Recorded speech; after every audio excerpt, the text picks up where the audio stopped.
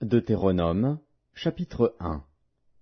Voici les paroles que Moïse adressa à tout Israël, de l'autre côté du Jourdain, dans le désert, dans la plaine, vis-à-vis de Suph, entre Paran, Tophel, Laban, Hatséroth et Dibzahab. Il y a 11 journées depuis Horeb, par le chemin de la montagne de Séhir, jusqu'à Kadès-Barnéa. Dans la 40e année, au 11e mois, le premier du mois, Moïse parla aux enfants d'Israël selon tout ce que l'Éternel lui avait ordonné de leur dire. C'était après qu'il eut battu Sihon, roi des Amoréens, qui habitait à Hesbon, et Og, roi de Basan, qui habitait à Ashtaroth et à Édréi.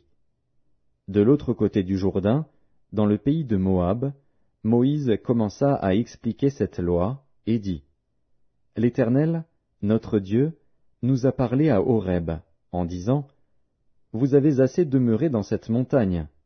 Tournez-vous, et partez. Allez à la montagne des Amoréens et dans tout le voisinage, dans la plaine, sur la montagne, dans la vallée, dans le Midi, sur la côte de la mer, au pays des Cananéens et au Liban, jusqu'au grand fleuve, au fleuve d'Euphrate. Voyez, j'ai mis le pays devant vous. Allez, et prenez possession du pays que l'Éternel a juré à vos pères, Abraham, Isaac et Jacob, de donner à eux et à leur postérité après eux. Dans ce temps-là, je vous dis, je ne puis pas, à moi seul, vous porter. L'Éternel, votre Dieu, vous a multipliés, et vous êtes aujourd'hui aussi nombreux que les étoiles du ciel. Que l'Éternel, le Dieu de vos pères, vous augmente 1000 fois autant, et qu'il vous bénisse comme il vous l'a promis. Comment porterai-je, à moi seul, votre charge, votre fardeau et vos contestations? Prenez dans vos tribus des hommes sages, intelligents et connus, et je les mettrai à votre tête. Vous me répondîtes, en disant, « Ce que tu proposes de faire est une bonne chose. » Je pris alors les chefs de vos tribus, des hommes sages et connus, et je les mis à votre tête comme chefs de 1000, chefs de 100, chefs de 50 et chefs de 10, et comme ayant autorité dans vos tribus. Je donnai, dans le même temps, cet ordre à vos juges, écoutez vos frères, et jugez selon la justice les différends de chacun avec son frère ou avec l'étranger. Vous n'aurez point égard à l'apparence des personnes dans vos jugements. Vous écouterez le petit comme le grand, vous ne craindrez aucun homme, car c'est Dieu qui rend la justice.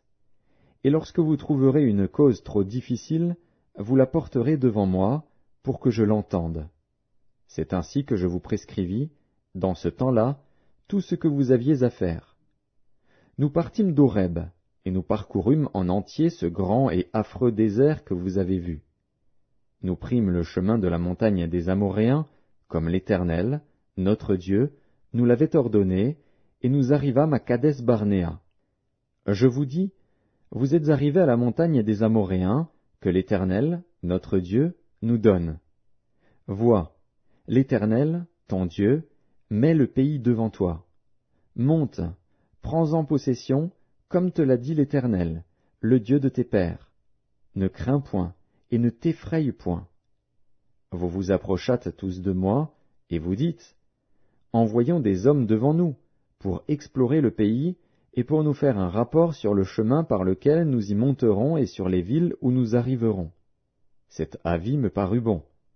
Et je pris 12 hommes parmi vous, un homme par tribu.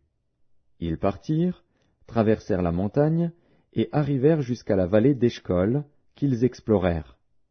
Ils prirent dans leurs mains des fruits du pays, et nous les présentèrent.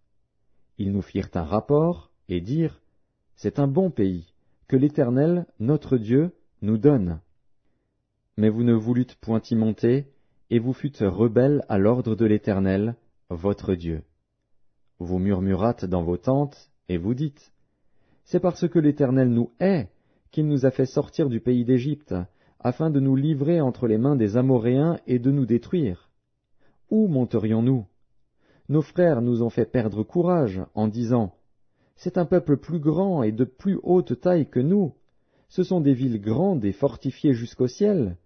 Nous y avons même vu des enfants d'Anak. » Je vous dis, ne vous épouvantez pas, et n'ayez pas peur d'eux. L'Éternel, votre Dieu, qui marche devant vous, combattra lui-même pour vous, selon tout ce qu'il a fait pour vous sous vos yeux en Égypte, puis au désert, où tu as vu que l'Éternel, ton Dieu, t'a porté comme un homme porte son fils, pendant toute la route que vous avez faite jusqu'à votre arrivée en ce lieu. Malgré cela, vous n'eûtes point confiance en l'Éternel, votre Dieu, qui allait devant vous sur la route pour vous chercher un lieu de campement, la nuit dans un feu afin de vous montrer le chemin où vous deviez marcher, et le jour dans une nuée. L'Éternel entendit le bruit de vos paroles. Il s'irrita, et jura, en disant, « Aucun des hommes de cette génération méchante ne verra le bon pays que j'ai juré de donner à vos pères, excepté Caleb, fils de Jéphuné. Il le verra, lui, et je donnerai à lui et à ses enfants le pays sur lequel il a marché, parce qu'il a pleinement suivi la voie de l'Éternel. L'Éternel s'irrita aussi contre moi, à cause de vous, et il dit, « Toi non plus, tu n'y entreras point. » Josué, fils de Nun, ton serviteur, y entrera. Fortifie-le, car c'est lui qui mettra Israël en possession de ce pays.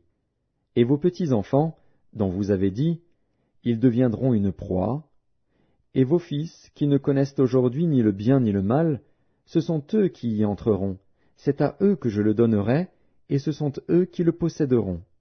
Mais vous, tournez-vous, et partez pour le désert, dans la direction de la mer Rouge. Vous répondîtes, en me disant, Nous avons péché contre l'Éternel. Nous monterons et nous combattrons, comme l'Éternel, notre Dieu, nous l'a ordonné. Et vous ceignîtes chacun vos armes, et vous fîtes le projet téméraire de monter à la montagne.